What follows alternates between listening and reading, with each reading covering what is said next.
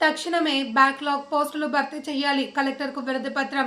సోమవారం ప్రజా ఫిర్యాదుల కార్యక్రమంలో కలెక్టర్ ప్రాంగణంలో నిరుద్యోగులు జిల్లాలో ఖాళీగా ఉన్న బ్యాక్లాగ్ పోస్టులు, విభిన్న ప్రతిభావంతులు గల పోస్టులు తక్షణమే భర్తీ చేయాలి అని స్థానిక మీడియా సమావేశంలో తమ యొక్క ఆవేదనను మీడియా సమావేశంలో తెలియజేశారు.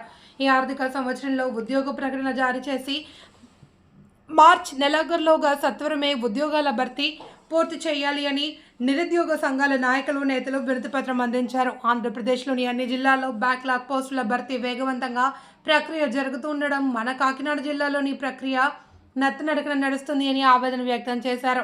గవర్నమెంట్ జీవో 77 ప్రకారం పదోన్నతులు మరియు నిరుద్యోగులకు ఉద్యోగ ప్రక్రియ ప్రకటన జారీ చేసి నిరుద్యోగులు ఆశలకు వారి అభివృద్ధికి చెందే విధంగా ఉద్యోగాలకు కల్పన చేసే వారిని ఆర్థికంగా అభివృద్ధి చెందే విధంగా కృషి చేయాలి అని ప్రభుత్వానికి కలెక్టర్ వారి దివ్య సముఖానికి విన్నవించుకోవడం జరిగింది. ఈ కార్యక్రమంలో CH Subbarao, NFB coordinator G Kondalarao, PWD JAC chairman MS Gopi, NMFS member Srinivas, PW secretary తదితరులు పాల్గొన్నారు.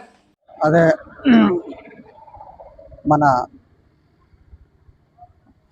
విభిన్న ప్రజావంతుల కార్యకర్తలు, నాయకులు అందరం కలిసి మరి ఇంచుమించులో సుమారు 15 సంవత్సరాల బట్టి మేము పోరాటం చేస్తున్నాం బ్యాక్లాగ్ కోసం.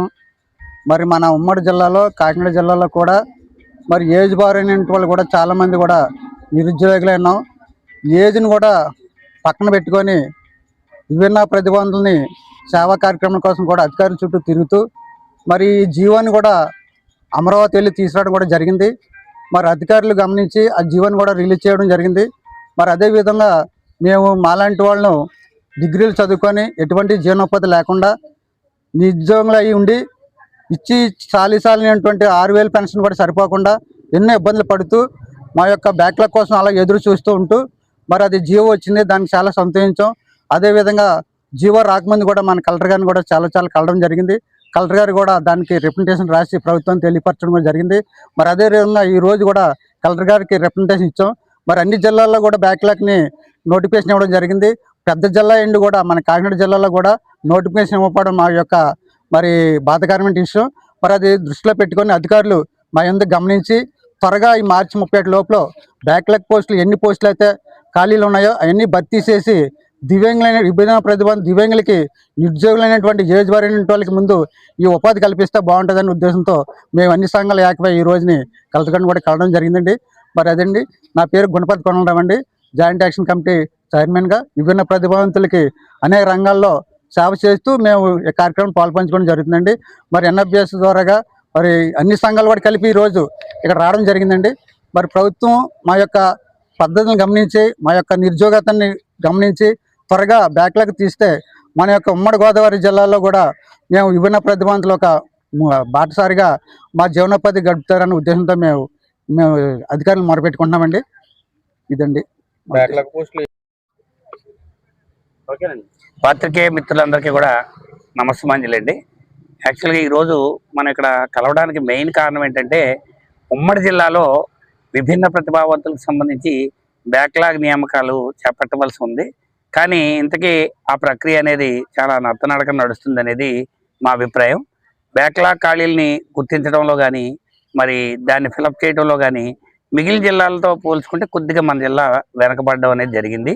అంటే నిజానికి రిక్రూట్మెంట్లో మొదటి ప్రాసెస్ గుర్తింపు చేసుకోవడం, తదుపరి ఆ గుర్తించిన ఖాళీలని మార్చి 31 లోపు భర్తీ చేయడం. దీనికి నిర్దిష్టమైనటువంటి ఆదేశాలు కూడా ప్రభుత్వం జీవో ఎంఎస్ నంబర్ 15 ద్వారా జారీ చేయడం జరిగింది.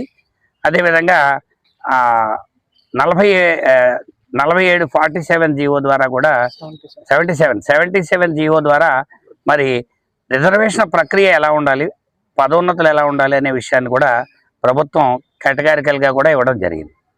అయితే ఈ నేపథ్యంలో ఖచ్చితంగా బ్యాక్లాగ్ వేకెన్సీలన్నీ కూడా ఈ నెలాఖరులోపు భర్తీ చేయాలి.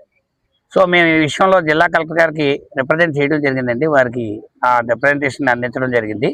దీని ఉద్దేశం ఏంటంటే మార్చి నెలాఖరులోపు కనీసం ఎన్ని ఉద్యోగాలు ఉంటే అన్నిటికీ కూడా ఒక ప్రకటన జారీ చేసి ఆ ఉద్యోగాల భర్తీకి చర్యలు తీసుకోవాలి అనేది మేము కలెక్టర్ గారిని కోరాము. జాతీయ ఆందోళన సమాఖ్య కోఆర్డినేటర్గా, అదేవిధంగా ఆర్పిడబ్ల్యూడి యాక్ట్ ఎక్స్పర్ట్ కమిటీ చైర్మన్గా మా సంఘాలన్నీ కూడా జేఏసీ పక్షాన ఈ యొక్క రిప్రజెంటేషన్ని కలెక్టర్ గారికి ఇవ్వడం జరిగిందండి.